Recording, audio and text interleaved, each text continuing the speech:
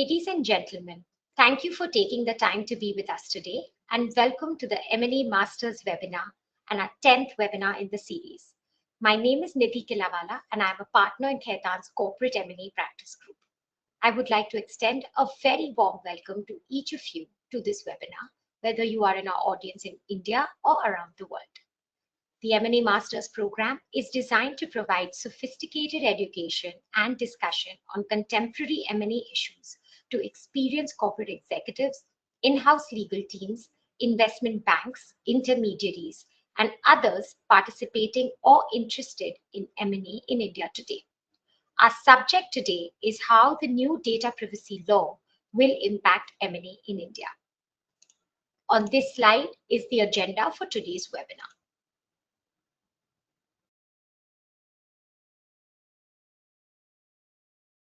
As you will see, we will start with a discussion followed by key takeaways and then a Q&A. If you do have some questions, please submit them using the facility provided in the webinar portal. We have already received a few questions beforehand as well. Thank you to all those of you who sent those across. If we cannot cover all questions during the webinar, we will make sure to respond offline by email after the webinar. Also, please note that a copy of the presentation, summary notes, and a recording of this webinar will be sent to you after the webinar as a matter of course.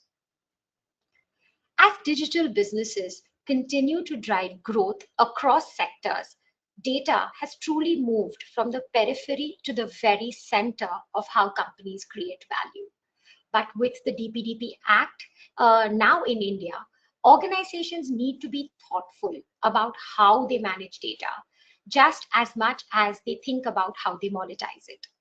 Over the last few years, we've seen a wave of M&A deals across technology, fintech, healthcare, SaaS, and consumer sectors, and consumer platforms. Frankly, sectors where data isn't just a part of the business, it is the business.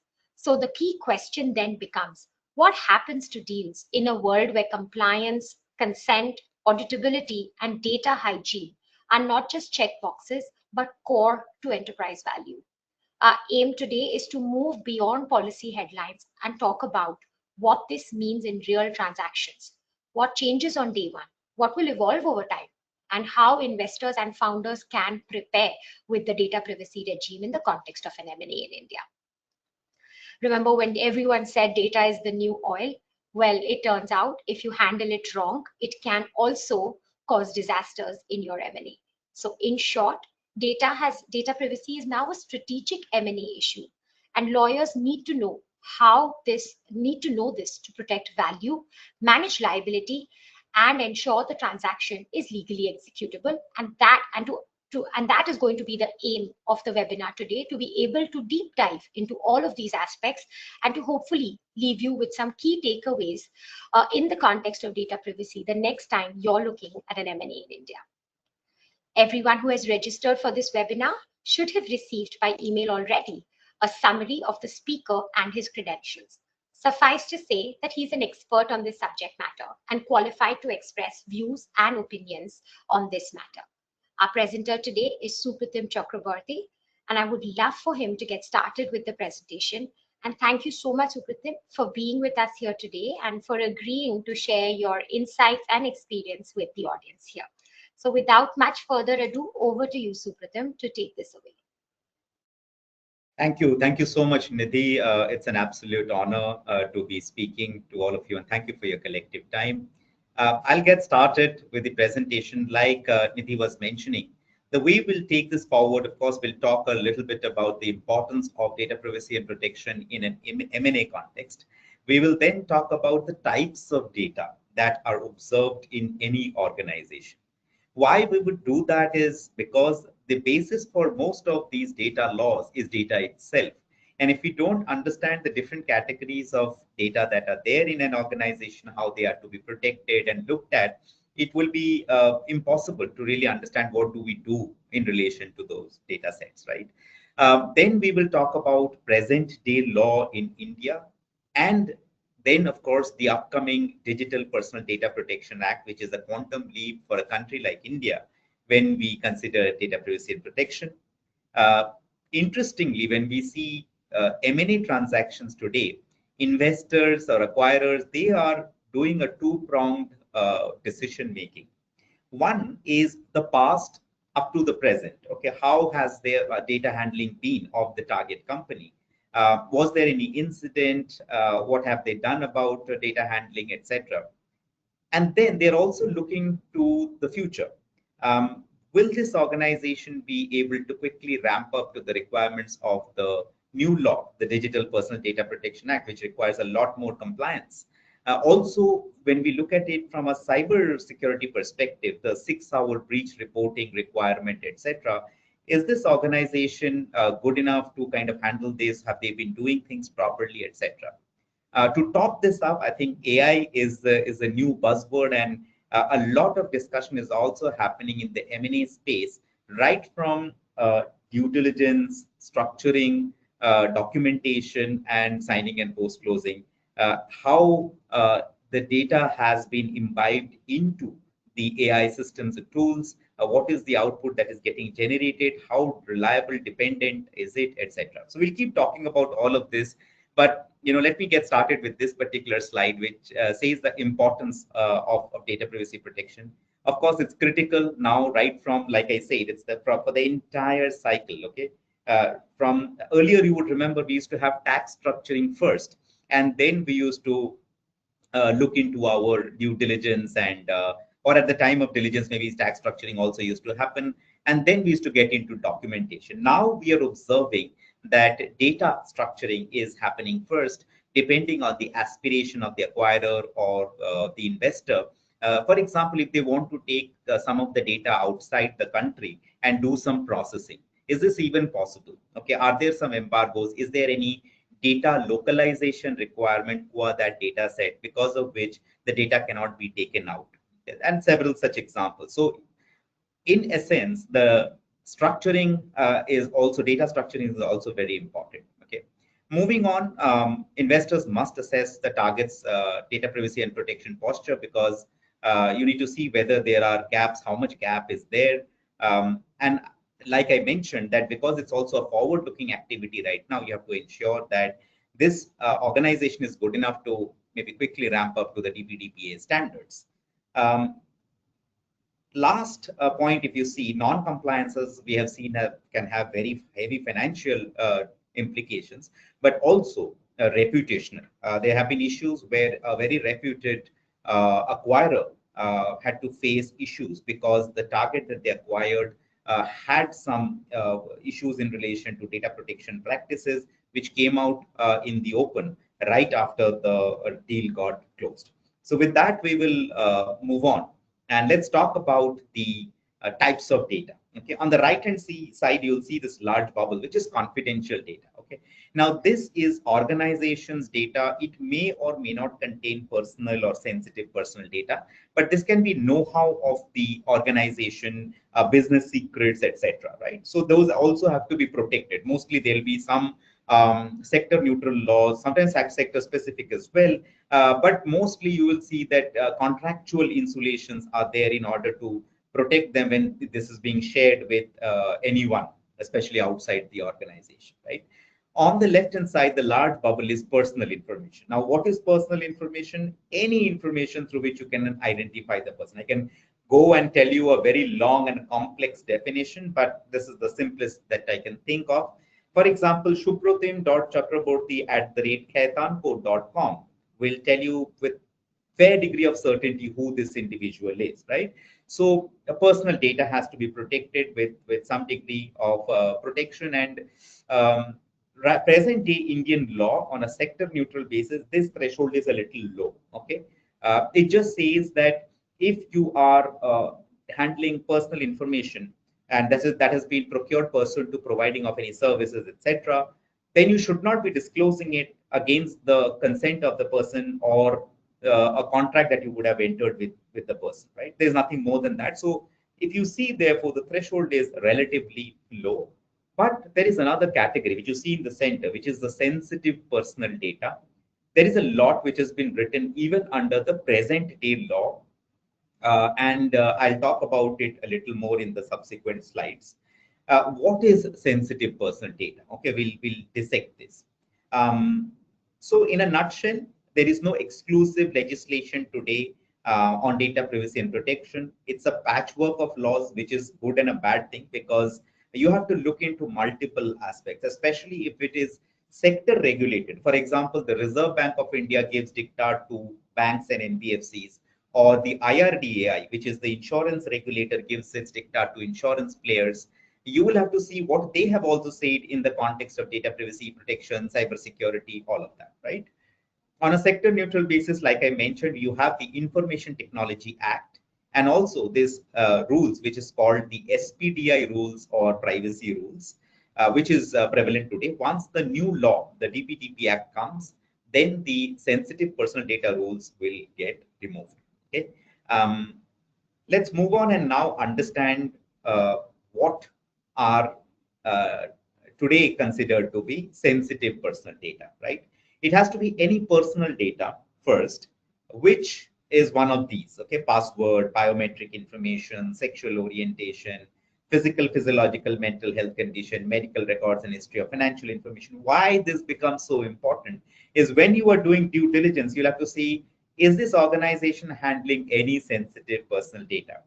Trust me, even if it is a manufacturing company which is not having too much of B2C data, end customer data, even then on the employer-employee side, you will see there will be financial information such as bank account details for salary credit. You will see a lot of medical records are sitting with the HR because, maybe because of medical insurance, etc. So you will figure out that in certain pockets, probably sensitive personal data has been there, and it has to be looked into from that lens and see that are we following all the requirements under this SPDI rules, right?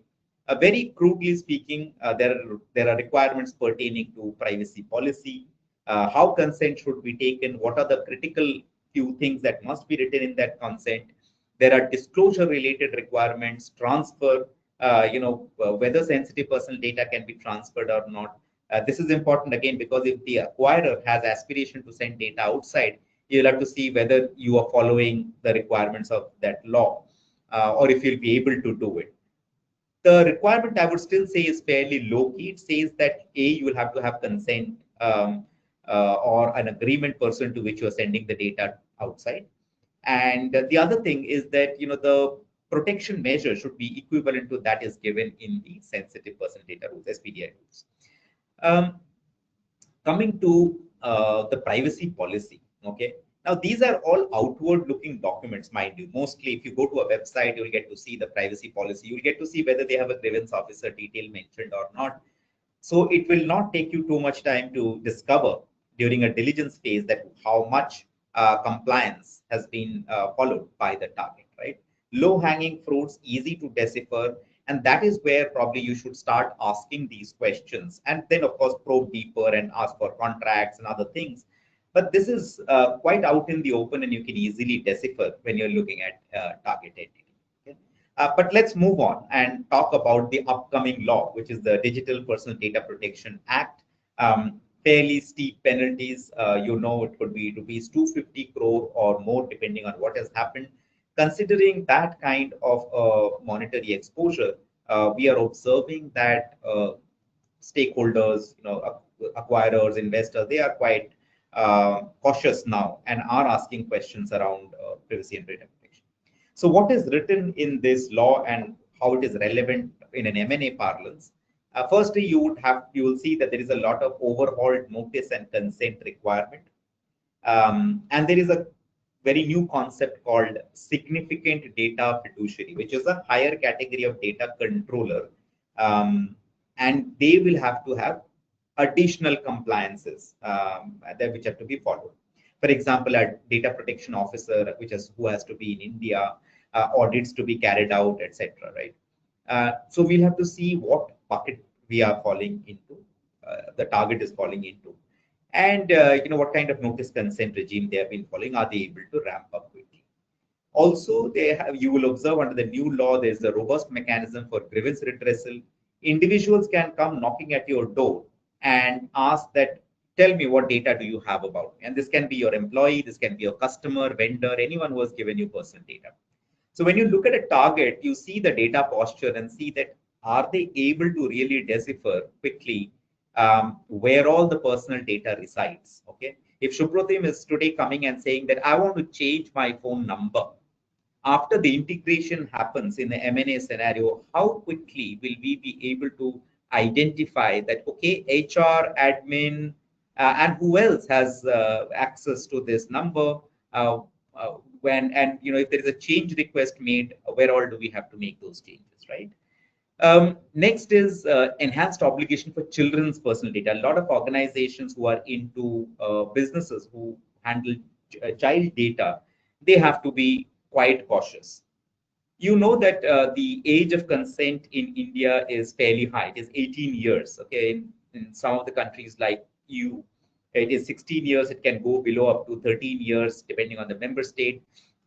It's very high. And then on top of that, this says that no targeted advertising to the children, no tracking or monitoring of children. So business cases have to be checked. What is the aspiration of the acquirer if they're intending to do things with the child data? Okay, can they fully do it, or there has to be a lot of recalibration and maybe reconsent taken? This law says that you have to take verifiable parental consent. Okay, so if that much cost has to be absorbed by an acquirer, does that make sense for them to still go ahead with the deal, or can we incorporate that kind of a costing into the deal value, right? So that's next. Next is no specific obligation on data processor. Very unique, I would say. If you look at a simple example, say an organization having payroll service provider, okay, who's a data processor, they are being told that, okay, first of every month, please pay these salaries to the people. They are simply data processors, and the company, say the target entity, is the data controller. Now, in this law, there has been nothing written in the context of that processor. The entire liability is on that target entity, who's the data controller.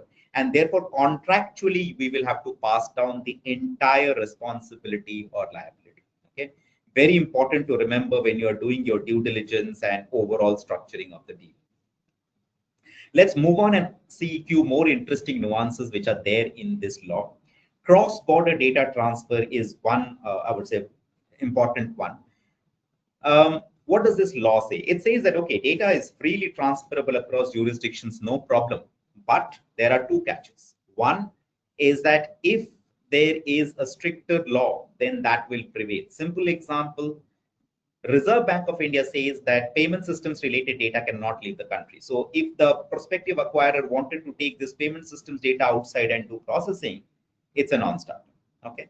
Also, the other requirement under this provision is that the government can come out with a negative list of jurisdictions.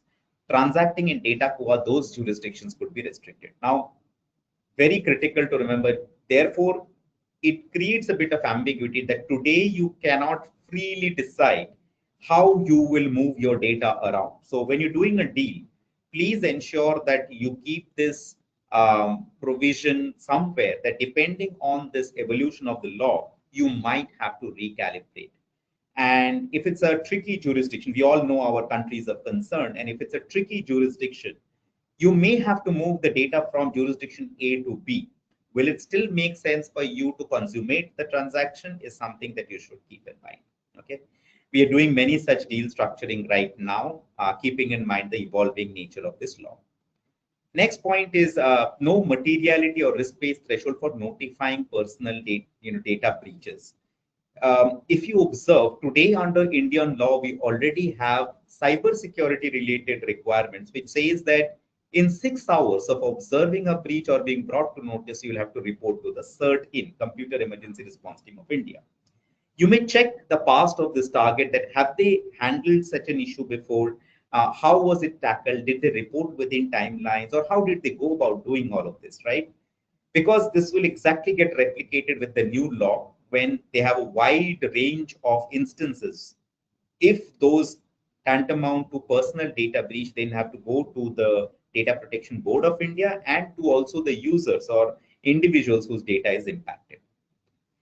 There are some exemptions, thankfully, in relation to schemes of compromise, arrangement, merger, amalgamation, demerger. But the issue is that this is a narrow exemption and it only applies in a court or tribunal-driven merger, amalgamation, or demerger.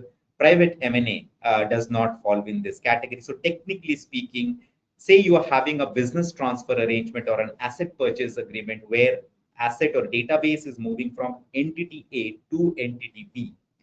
The data of the customer that would be moving, you should either have consent from them or have some other ground of processing pursuant to which the data will be moving. Okay. The employee data movement is also another critical area. We'll talk about it in some time. Remember that under this law, employment is a ground for processing personal data. Just like medical emergency is a ground, consent is a ground. So if medical emergency occurs, you need not take consent, right? It's under that, it's placed under the provision of medical emergency. So it's a independent ground processing. Similarly, we were facing a lot of issues with employee data. When we were doing internal employee investigation, at times there was a requirement to take consent from the employee on whom investigation was happening in order to check the personal data of the individual which was kept in the laptop or the system of the company, which was weird, right? So therefore, under this law, there is employment as a ground for processing. You'll have to be careful in an M&A scenario, what kind of sign-off there could be required, therefore, when employees are moving from entity A to entity B under an M&A scenario. It's a very complex drafting, I would say, not very straightforward, but that's something that we have to be mindful of. And lastly, I told you already, the penalties can go up to USD 30 million or more, therefore definitely a watch out area. Moving on, I think let's talk about the 4 stages of M&A. In order to make it easy and bite size, what we have done is we have created 4 stages. One is the deal structuring and populating of the data room. Okay, many a times we have seen that an Excel sheet is put up in the data room, which has got name of all the employees and the corresponding bank account number and the salary that they're getting, designation, everything. Now, is this really required in all contexts? The answer is no. Maybe what we need from a legal perspective, especially, is the band of employees and what they're getting. Also, maybe for some CXO, CFO level person, that agreement would be required, which can be obtained pursuant to consent. But no need to dump this entire thing into the data room. So just when you're populating the data room also, a word of caution that please be careful that you do not violate any legal requirement, especially data privacy protection related requirement that could be there, contractual or otherwise. You might have contractually agreed with a counterparty, commercial contracting counterparty, that we will keep all of this very confidential, but you are openly keeping it in the data room. Have you taken the consent? Okay, so you have to think through all of this. Next is the due diligence phase, which is a super important and pivotal point to discuss. Third phase is the drafting of transaction documents. What are the representations, warranties, covenants, indemnities, all of that? How do we kind of put it? Finalization and signing. Even at the signing stage, you will see that the signatory will give you a passport copy or a PAN card, things like those. So how are we protecting that information as well? So even at the stage of signing, it's important to be careful about data privacy. Finally, pre-closing and closing or post-closing related activities, that also has a data privacy protection interface. Let's now start with deal structuring. Like I was mentioning, the first thing is, what is the deal about, right? What's the aspiration of the parties? Do they want to do a share purchase? Maybe it's slightly better in a share purchase scenario because data sets or databases per se are not moving from under entity A to entity B. And we usually do not have a change of control provision in such notices and consent, and therefore it's slightly easier. But in a business transfer arrangement or an asset purchase arrangement, these are more critical to be closely observed. Do I have adequate consent or any other ground for moving the data from A to B? Okay, there have been situations where we observed that a large hospital had bought over another entity, and they thought that they had a lot of patient data which could come to them. But when they looked back post the deal, the kind of consent that was taken, etc., it was virtually useless, and there was hardly any value from the data that they got. So we have to be careful beforehand. There has to be a very comprehensive non-disclosure agreement entered into when you started deliberating on the deal itself, and have strong and established data protection work streams. You cannot have generalists doing this job. You have to have a specialist team who's looking into this aspect. So what are the key things? One is, say, at the structuring level, the jurisdictions involved. Okay. Like I was mentioning, the countries of concern. Are we thinking of transferring data to any such country? Okay. Or intent of the parties overall. I want to cross-sell, upsell with this data. Is it permissible at all? Have we checked that the permissibility of doing that? Next is industry or sector. Some of these sectors, like a financial services sector or say healthcare, that is a little more restricted and strict in terms of data handling. So what is permissible and not permissible, you have to be careful. Types of personal data being handled. We already talked at length about sensitive personal data and only personal data. So what is really the data that is getting handled and will come to my kitty when I'm acquiring an entity? And finally, the existing practices that are being followed by the target. Populating of data room, the first point I already told, please ensure that there is no data privacy violation when you are dumping the data into the data room. The second thing is do a staged disclosure. If they say a number of players who are intending to acquire, so you have a lot of bidders who are looking into the data room, maybe you need not share everything at the word go with all players. What you can do is for everyone, you can have a first level of data disclosure. And the more serious players, maybe top 3, top 5, who go up to the next level of the bidding, they then can get more information where you can disclose further. So this is just a deal data room structuring suggestion. Now let's come to diligence. Okay, the due diligence has a number of things that you should be careful about, and especially young lawyers, I would say, look at data privacy protection diligence as a very specialized area. First, start identifying the flow of the data from ingress into the organization up to egress or deletion. How is the data flowing? Which all countries is it going to? Are there some red flag countries? Suppose a EU data flow which is happening and the organization is not GDPR compliant. If there is a GDPR exposure, then it's clearly a red flag and it has to be mentioned in your report. Review the lawful basis of processing under applicable law. Is it consent? Is it something else pursuant to which you are processing the data?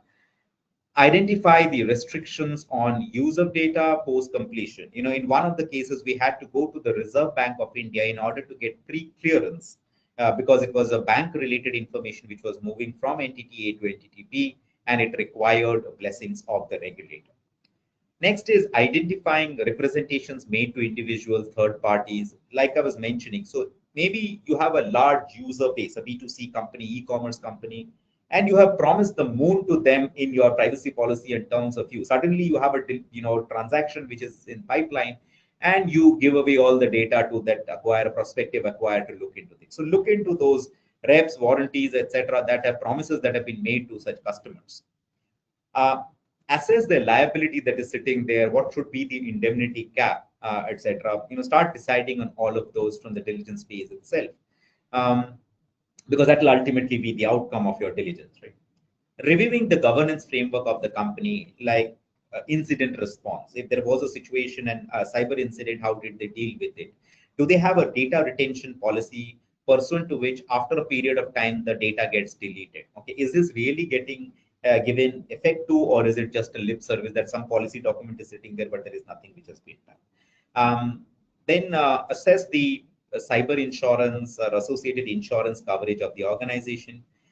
And in today's day and age, also evaluate the usage of AI and automated decision-making tools associated with privacy and data protection implications. So what kind of data is getting ingested? Is the organization freely allowing any tool or service provider to use their own data for model training purposes? All of these, right? So we have to be careful on these. So after diligence comes the outcome of the diligence and starting of documentation, drafting of transaction documents. When you look at the outcome, the obvious things that come first is, are there any deal breakers, something which is just not matching with the aspiration of the acquirer or the investor? Then it will be a critical deal breaker situation. Second would be devising of holdbacks. Okay, this is possible, but there could be some money which has to be kept aside because there was a cyber incident which has not been closed fully, and there could be some claims which can be made. Should we have an escrow for that? Okay. Third point is any significant liability or non-compliance that may affect deal value now or later, right? So that you have to assess. Crafting of course, specific representations, warranties, covenants, and indemnities. We have to be specific, and at times you might not find any precedent. Okay, the way technology is developing, AI is say developing, you will have to curate depending on what you have observed in the diligence. And last point on this slide, negotiating the limitation of liability, thresholds, and exclusions. Moving on, what are the other important aspects in the context of documentation? Identification, what goes in the condition precedent and the condition subsequent. Here I would say the actual knowledge of the space is very important. In Indian law context, you will see the black letter of the law may say something, but the practice has been a little different. Okay, so you have to ensure that whether that non-compliance has to be taken very seriously, or is it market everyone is following that kind of an issue. For example, 6-hour breach reporting, you would see hardly people have been able to comply with it. But if you write an appropriate communication to the certain when you are reporting it, that apologies, these are the reasons for the delay, however we have now come to you, these are the details, and you observe the entire chain of communication, probably this is something which is okay and need not be flagged off straight away as a red flag. You can decide better if you have an understanding of market realities. Assessing notification approval requirement, if there is any, especially in a foreign jurisdiction, there could be certain things where you have to take approval of a regulator. Suggesting any kind of insurance to be taken or bumped up cybersecurity insurance coverage, or having a DNO liability insurance or WNI insurance, etc. And then, of course, post-closing remediation and integration planning that may be required. So next stage, of course, is after you have signed, there is this standstill time, right? Where the seller is told that, listen, or the target is told that you are not supposed to do certain things. So be careful for that space as well, not to undertake any significant changes on data privacy or cybersecurity practices unless the prospective acquirer knows about it and you are aligned. Notify the purchaser if there has been any actual data breach. In one situation, what happened is some employees in the target entity did not like that M&A that was happening, and they stole some data. Now, it is important that the target immediately informs the prospective acquirer that situation has happened, how you're dealing with it, etc. Cooperate with the data migration and segregation and secure transfer of systems and data. In today's data-heavy age, most of the transactions will have this whole transition and transfer of data or integration of systems. So take care of that. Next is providing transitional IT support to ensure continuity of data and system operations. And of course, restrict the access of personal data or any data only to employees or people who really need to be part of that particular transition exercise.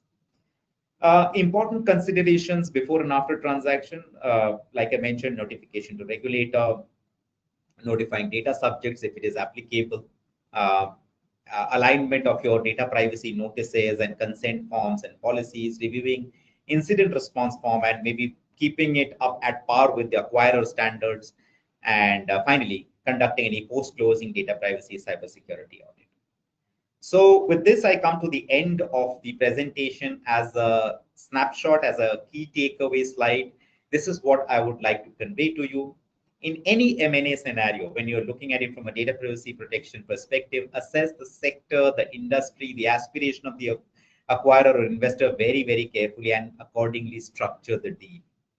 Have a specialized due diligence on this. Generalist cannot handle now onwards this kind of diligence. do a careful decision making on the diligence findings, the risk mitigation strategies that you would like to adopt, crafting appropriate representation, warranty, indemnity, etc. Decide on what becomes condition precedent, what goes into condition subsequent, have a complete data and system migration as per your requirement. And finally, if there is any transitional services required, look into it carefully, ensure that you have a secure transitional services which takes place. And that's about it from my side. I think, Nidhi, we are happy to jump into the question and answer. Thank you so much, Supratim. That was very helpful and super insightful. I hope our audience enjoyed it as much as I did. I'm going to now shift to some of the great questions that are coming in from the audience. Please keep them coming in the Q&A window, and I will direct them to Supratim accordingly. I'll get right to it. Supratim, the first one is on many digital first businesses in India scaled at a relatively, scaled in an environment which was relatively light touch from a privacy standpoint. So now as the DPDPA ushers in a more unified framework, the question is, what should investors be paying attention to now when they're looking at such digital first heavy businesses that grew up in this lighter regime?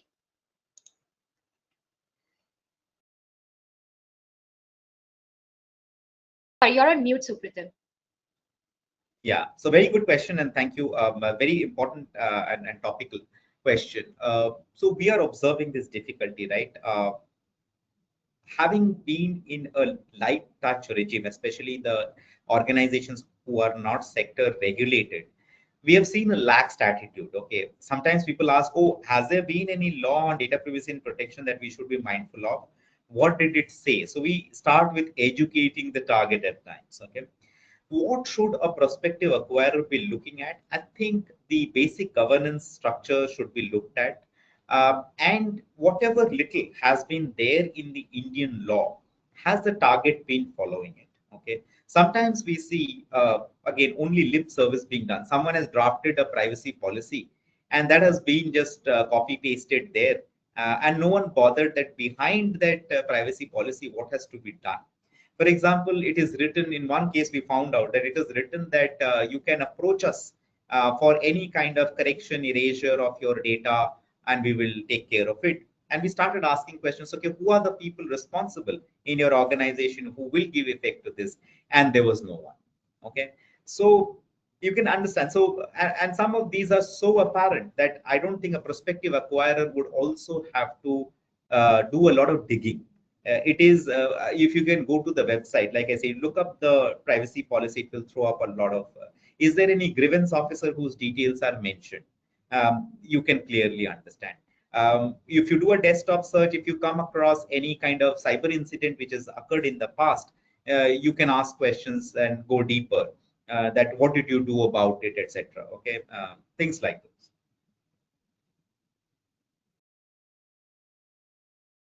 Very helpful. Thank you. I think the next question is interesting, and it takes me back to conversation that I was having with a colleague in the data privacy team, which is that previously we used to talk about how deal fatigue comes from just endless negotiations, sometimes on a transaction where there've been protracted discussions, and but now it seems it's coming from trying to understand the privacy settings on a legacy data warehouse that was built back in 2014, and trying to see how it sort of stands the test of time and law, frankly, with all its requirements today. So in that context, the question really is, with the implementation of the DPDPA, how do we see due diligence changing?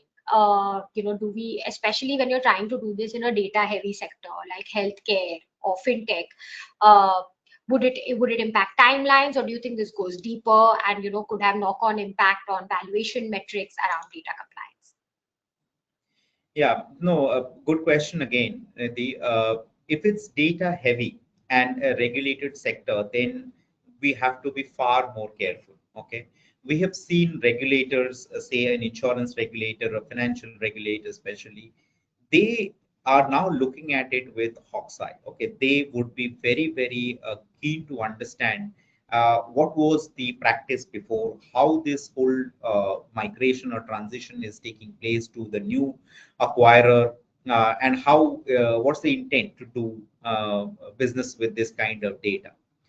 So yes, you need a specialized team to look into it. And the way I would request our audience to structure it is just like we started bringing lawyers into the discussion table when a deal was getting structured. I think even the tech team people should be brought in, and it should be a collaborative approach. Okay, we all need to talk to each other at regular intervals of due diligence.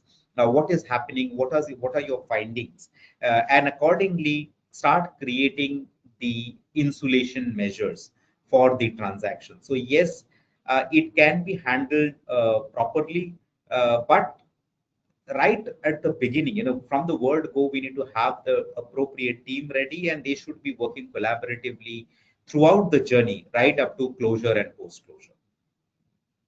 Thank you for that. Very interesting and good early call out also to have the right key stakeholders as part of the conversation. So thank you for giving us that practical input.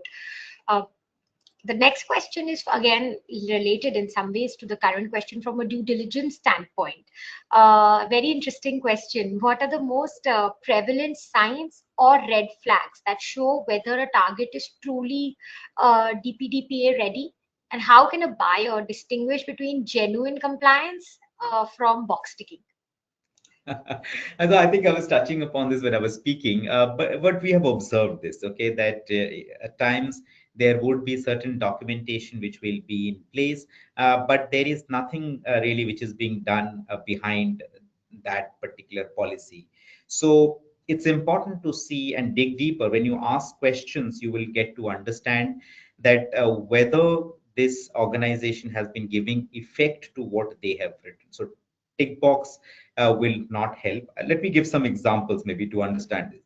So, um, data subject rights is something which is already there in some way under the sensitive personal data rules, and it will become even more crucial under the Digital Personal Data Protection Act. Okay, and mind you, most of the dispute we have seen under GDPR and other such laws start from here. That okay, someone asked an organization, I want to correct my data, erase my data, don't send me marketing mails, and even after that, something completely different has happened. They will go crazy, and then there is a notice which is sent, etc.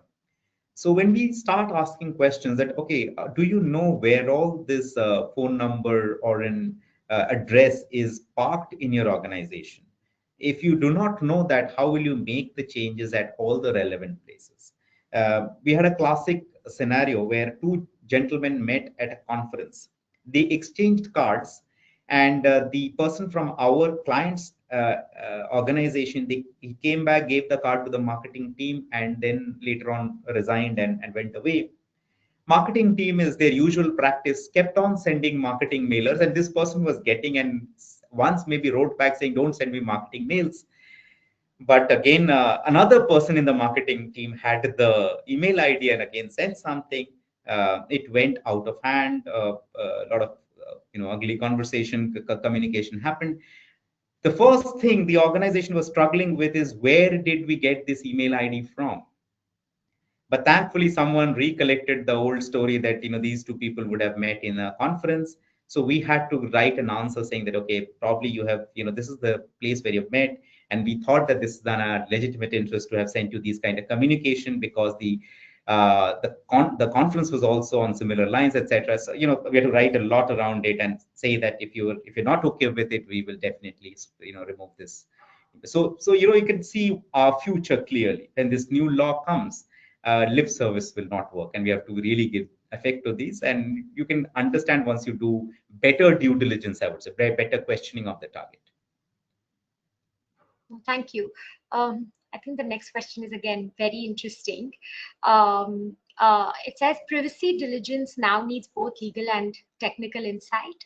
How can deal teams ensure that lawyers and tech, tech experts work together effectively to uncover real data risks? And are there any practical deployment suggestions that you would give to a client for this? On a lighter note, so for them, when I was reading this question in the Q&A box, I was just thinking, if I had $1 for every time someone told me legal isn't taking a commercial or business enough view, I think I would be running a VC fund by now.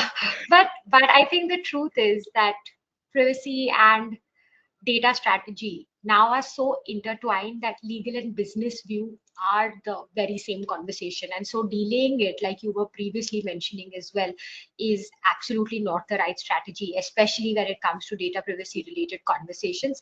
But no, I'll let you answer that, of course, for our audience. Yeah, no, I think, we are in an age, Nidhi, where lawyers will have to be educated in tech. And the tech guys would also need to know a bit of the law. That handshake is happening very effectively. We are observing. Okay.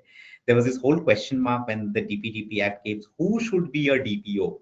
Okay. No one wanted to take the baby to, and say that, okay, maybe the GC should look at it, or the tech team should look at it, or the CISO should pick this up, etc.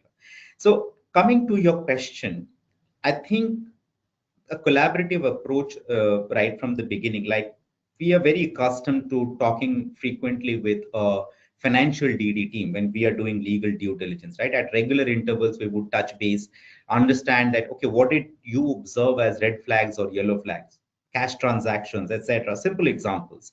Similarly, when technology diligence or a cybersecurity diligence is taking place and you are doing your own legal diligence, this regular handshake, regular meetings are indispensable now. Exchange notes in order to understand vulnerabilities. This will become all the more important going forward, because if you look at the Digital Personal Data Protection Act and the draft rules that were released, they did not say follow ISO 27001 and it is all sorted. Okay, then you look at that certification and it says these are the 8-10 things to be done in order to ensure that reasonable security practices and procedures are being followed.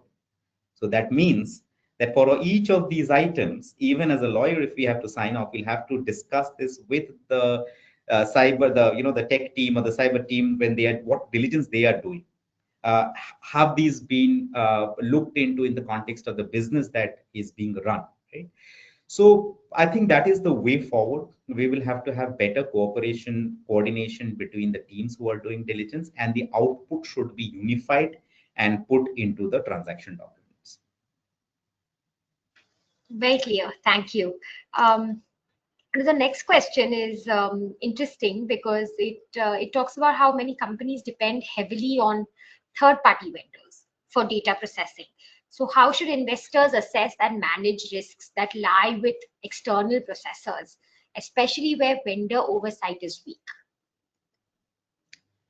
Good question. So, let me start with an example. Recently, you would be aware there was a cyber incident at the end of a KYC service provider. Okay, and many financial services player, including mutual funds companies, etc., got impacted.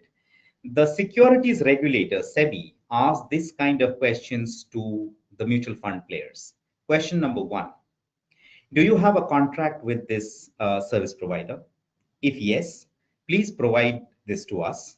Question number two: are there any provisions pertaining to data privacy and protection in that contract? If yes, specifically highlight and separately provide that to us. Question number three: did you check behind what is written in this document in relation to data privacy and protection that they were actually following it? Question number four: did you ever ask them to purge or delete any data? If yes, provide evidence. This is your securities regulator. This is not even a cyber regulator like CERT-In. So you can imagine the development that has taken place on the regulatory side. So when we talk about our organization being a fortress, we have the best security measures, bulletproof, no problem at all whatsoever. And then we see that the data that has gone out to these third-party vendors are not secure. We have not done better diligence on them. It could be catastrophic. And the way the government is trying to push all of us is have trusted partners around you. Okay, ensure that you do better due diligence and not only what you write on paper. Second, of course, your paper should be watertight. You should backstop your liability. If you look at the DPDP Act, it doesn't have imprisonment provision, but it has got penalties which are fairly steep. So how are you backstopping that? In India, if you write one line, you will indemnify me for everything, you might take a lifetime to take out 1 rupee. So we have to ensure that are we really having a true grip over that particular counterparty? Do I need to check the cyber insurance coverage? Do I need to keep some money as holdback or an escrow or things like those? You have to devise innovative ways of by thinking of what kind of data have I handed them over. If something goes wrong there, what happens, right? And accordingly, and of course there are other things to be written in the agreement, like if there is an incident, you will immediately report to the regulator and simultaneously provide that information to us. And you'll cooperate with us in case we want to do any kind of investigation, etc. So this is important. And I would say that when we are looking at a diligence, depending on the sector, depending on the data usage, you should also go a layer deeper into these third party arrangements where you are sending out data of the target outside, and they would be say processing it, etc. So very interesting. Basically, it's not good enough to say it's a third party outside my control, and I control the environment I am in. As long as that third party is still processing data for you, it's still important to do some of the checks and balances that you mentioned. So thank you for sharing that with us. I think one other question that has just come in is on which is more effective data protection. Which is more effective, data protection impact assessment, DPIA, or AI impact assessment, AII? So I think we are at a little nascent stage, at least in India, I would say. Let me give you an example why.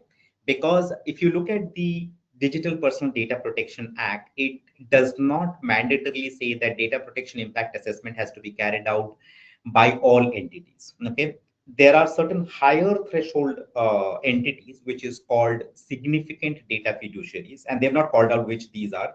They've just given thumb rules, like entities which are crunching large amount of data, more critical data, the leakage from where could cause some concerns with national security, etc. So some set of these higher threshold players, they definitely need to do a data protection impact assessment, and they need to have a data auditor, a DPO in India, etc., etc.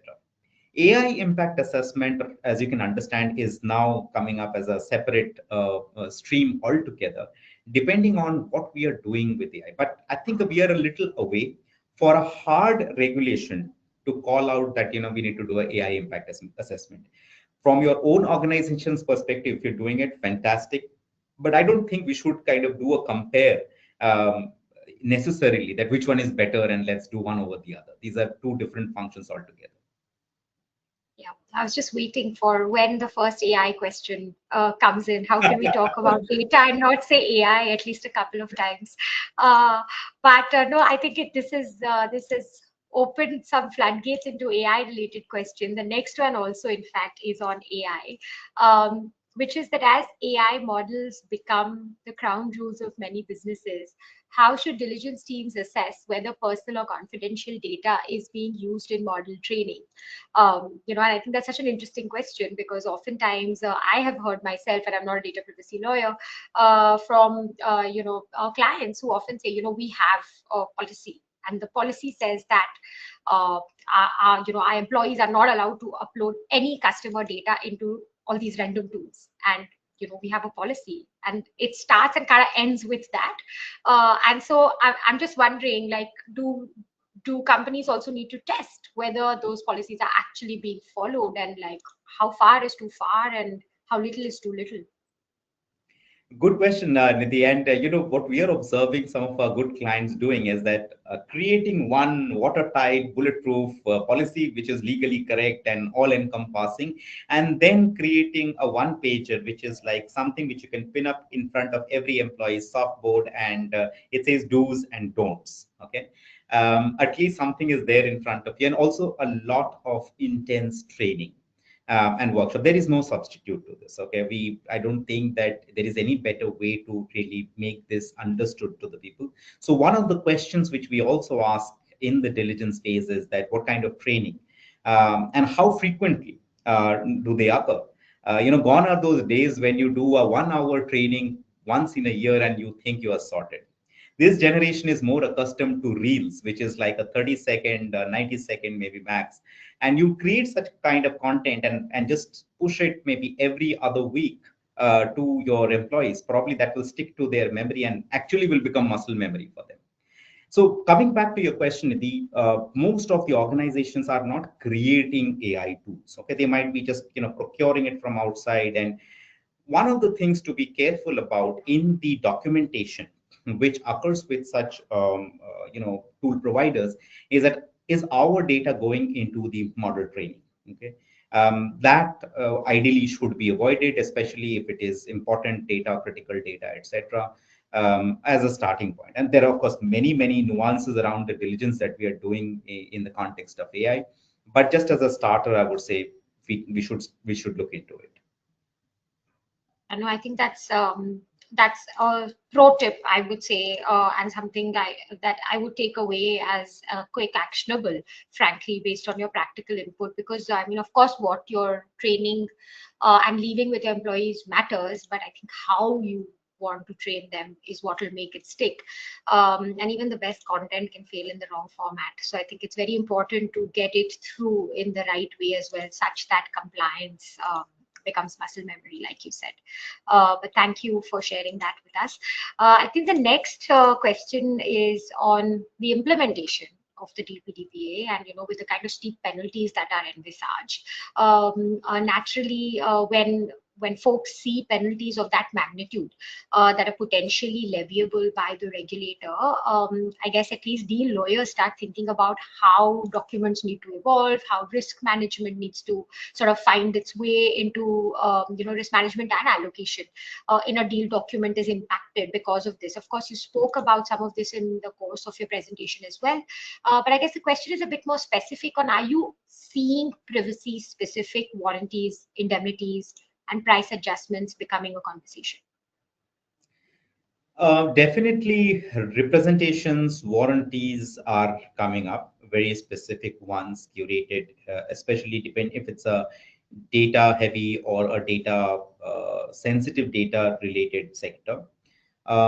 Indemnity related discussions are also somewhat coming up. Deal adjustments we have seen in very rare cases, especially in cases where there have been some cyber issue, some incident which remained unresolved, and therefore there is a possibility something can go wrong. Internationally, there are a lot of openly known examples where after the deal, and one of them is a very popular hospitality sector example. After the deal, they realized that the kind of issue they had at hand to tackle uh, in the cyber parlance. So yeah, that's the answer. Yeah, no, thanks. Good to know, and interesting that it's evolving in this fashion already. Clearly, it's fast-paced, and the playbook will emerge to deal with some of this in the coming months.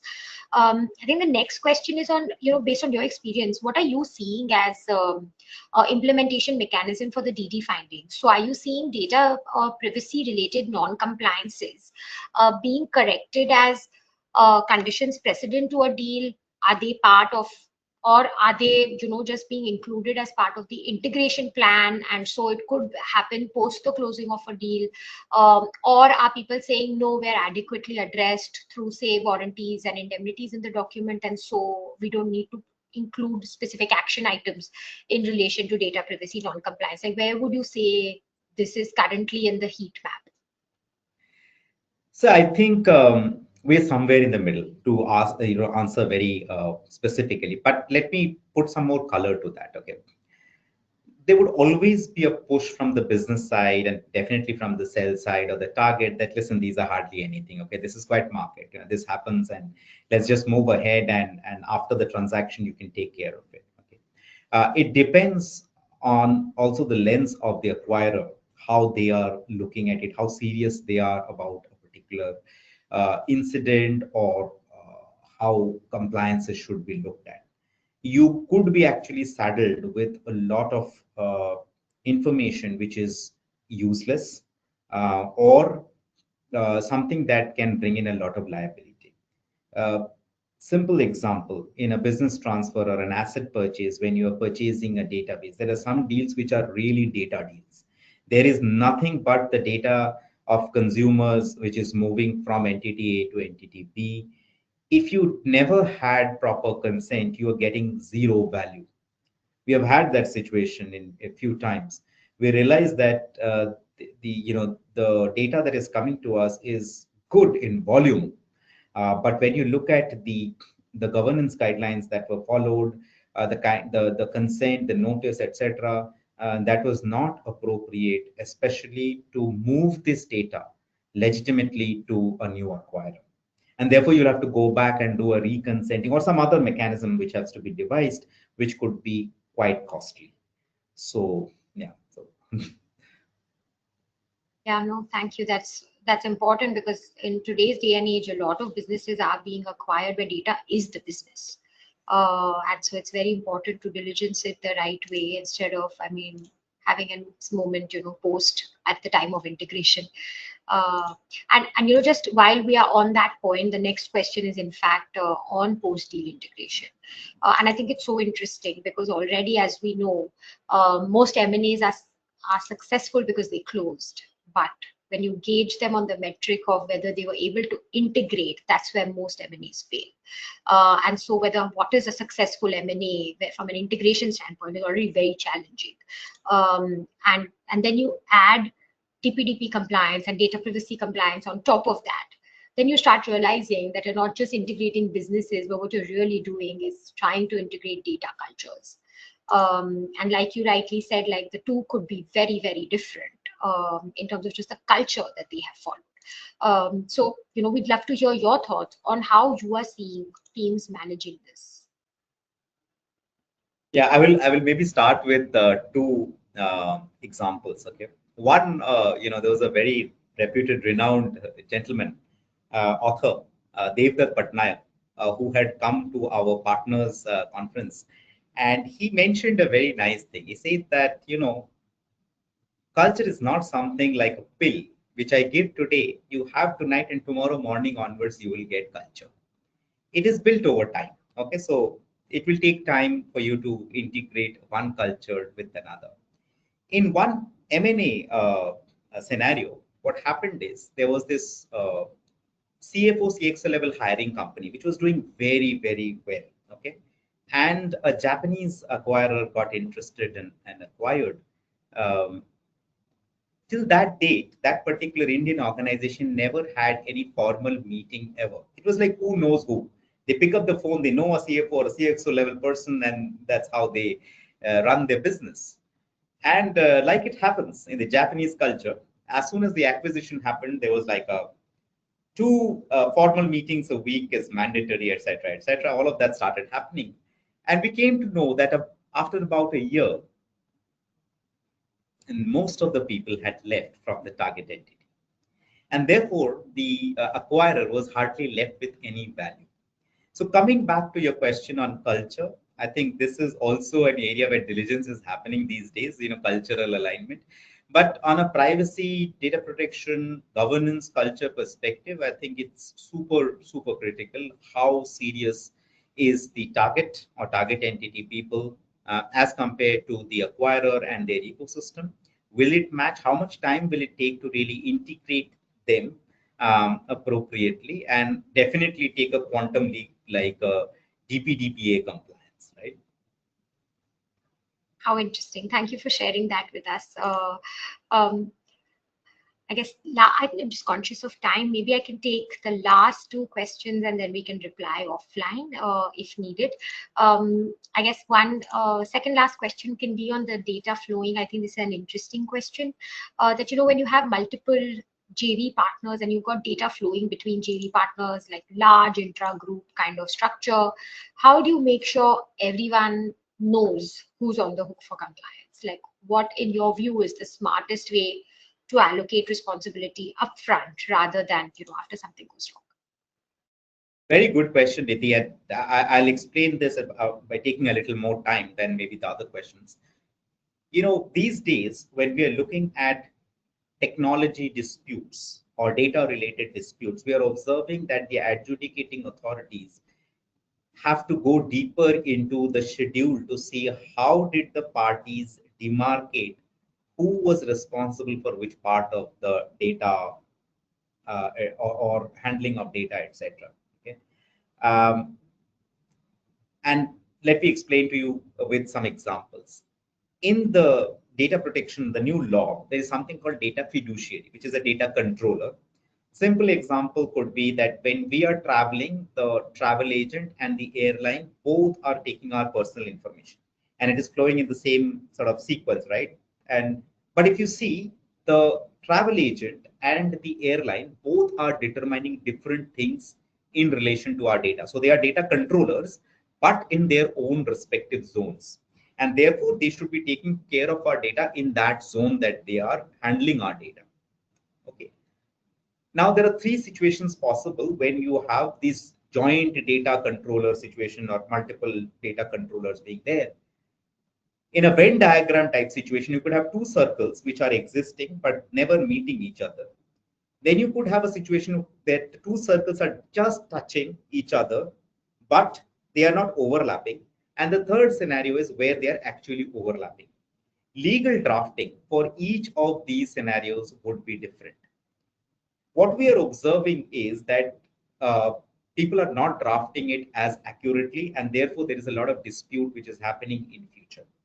In a large conglomerate scenario also, when different entities are handling the same kind of data in a series, we should be careful who is handling how and who's responsible for protection or handling of data in which pocket. Okay, we should articulate that very clearly in the document, in the schedules, so that we are clear. Also ensure that the user, the individual whose data we are handling, is aware of this. Simple example could be, say I am a user or a customer in e-commerce platform. I have given my data to the e-commerce platform, and then at the back end, this is part of a large conglomerate, and they're taking the data in, making it enriched, and they try to cross-sell, upsell, all of that. I should be aware that how is this data moving, and basically who all could be involved here. I should have given consent with my eyes open. If that is not happening, then the problem could be twofold. One is the user or the customer can sue and say that, listen, I was never aware that this is happening. And when you have a problem, you will see that internally also probably you did not calibrate well that entity A, e-commerce entity, did not write properly with the analytics company that what they are responsible for and what the e-com company is responsible for, right? And these disputes are coming out in the open. So large organizations have data companies these days, which are like a central entity which is doing data crunching and analytics and all of that. But do we have the documentation very clear between the entities? Mostly no. And that's creating a lot of issue. I often jokingly say that ChatGPT has taken care of the body of the agreement, but the schedules where lawyers, tech guys, business guys should have sat together and brainstormed and written it more accurately, they have not done so. Yeah, no, thank you. And you've actually answered the second question also, which was related to how do you allocate responsibility between the different folks. So I think super comprehensive answer. Thank you so much for your time, Supratim. I think it has been immensely helpful and extremely pragmatic. I want to say, I hope our audience took away some great points, and I just want to say this is just the beginning of the conversation. Things will evolve quite quickly in this landscape as they have been, but if there are any further conversations that you'd like to deep dive into or pick our thoughts on, please of course always do feel free to reach out.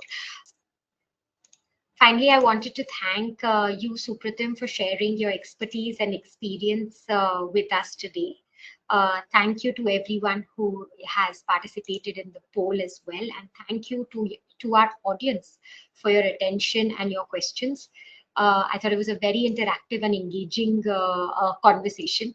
I hope you found the webinar an interesting and worthwhile investment of your time.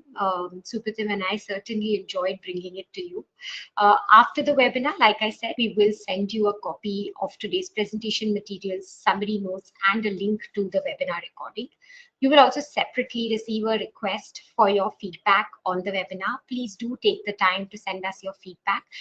The form will take less than 1 minute to complete. We take this very seriously as part of all our ongoing improvement efforts, and to make sure that we bring to you the best quality webinars. If you are interested in any in-house training or any other matters arising from this webinar, please do not hesitate to contact us. Our contact information is on the contact slide. If IT team, you could please put that up very quickly. Thank you. Thank you for your attendance today, and we look forward to being with you again at M&A Masters. Thank you. Thanks, everyone.